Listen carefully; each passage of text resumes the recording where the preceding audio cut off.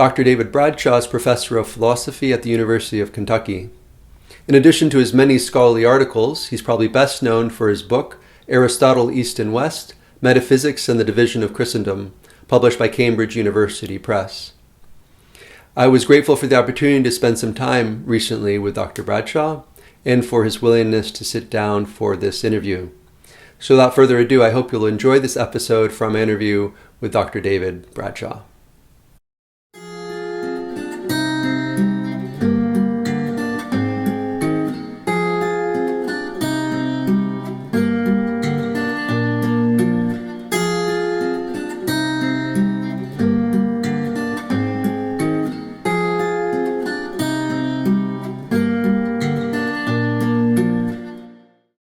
Yeah, so this was a talk at a conference at Holy Trinity Seminary in Jordanville.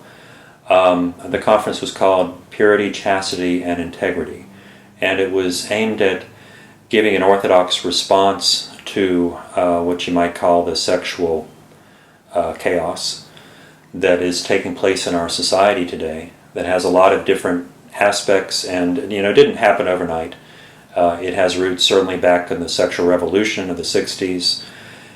And even before that, one thing I found in reading, as I was writing that paper, I think there's a book, I think it's called The Origins of Sex, which is kind of an odd title, but it's about the original, what the author calls the original sexual revolution in England during the 18th century, late 17th and 18th century.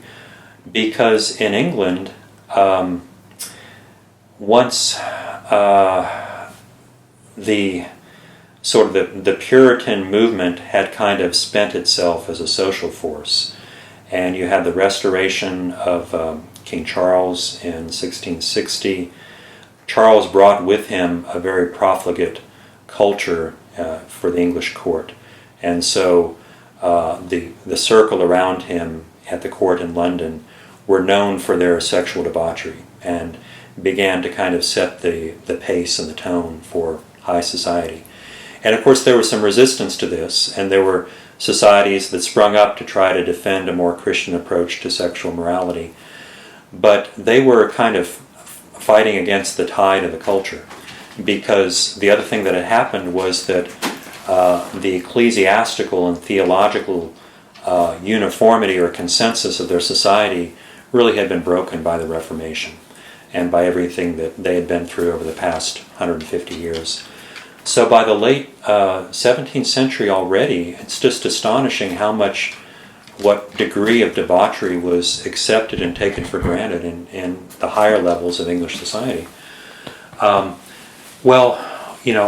can look at the history of this sexual issue and this struggle in the West ever since as sort of a back and forth, a tug of war between the forces that are trying to restrain these impulses of dissolution, you might say, and then those impulses themselves that are really rooted in the loss of theological consensus and theological grounding for society itself. I mean, if there is no God, then all is permitted. Nietzsche was proclaiming that from the rooftops 150 years ago. So, at any rate, to get back to my paper, what I wanted to do in the paper was to try to get at the question, well, why did that not occur in Orthodoxy? And what is different about the way that Orthodox have historically understood the virtue of chastity than what most people might take for granted today? So I begin by contrasting chastity with what's the term that's used a lot? Abstinence. Okay? Yeah, you hear this term a lot, abstinence. It's something, that people want to see as part of sex education in the schools, abstinence education. And there was an abstinence movement a while back, True Love Waits, and so on. And that's not a bad thing, but abstinence by its nature is a negative trait. It's not doing something. Chastity is a positive trait. It's a virtue of not so much what you don't do, it's what you actually do instead. It's what you positively seek and desire. And so it's the desire, and you might say the hunger, the spiritual hunger for purity before God.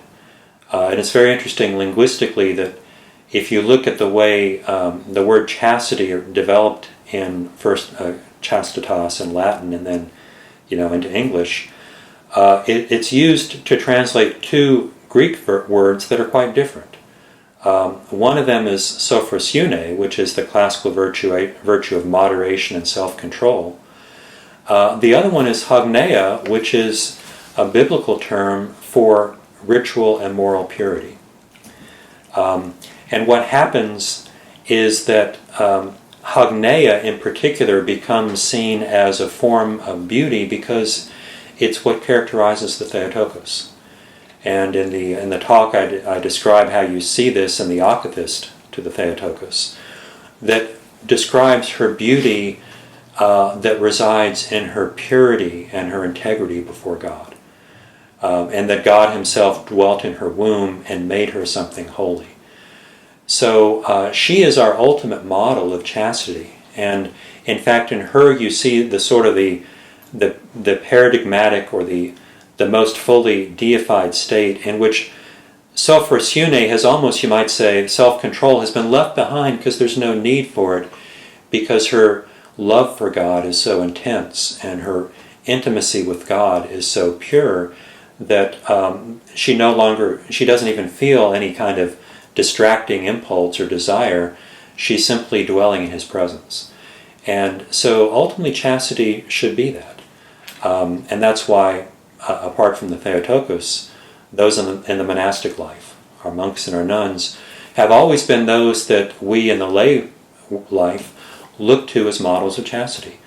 And something that I think, one reason that our culture has come to the state that it's in now is because the West, to a large extent, rejected monasticism in the Reformation.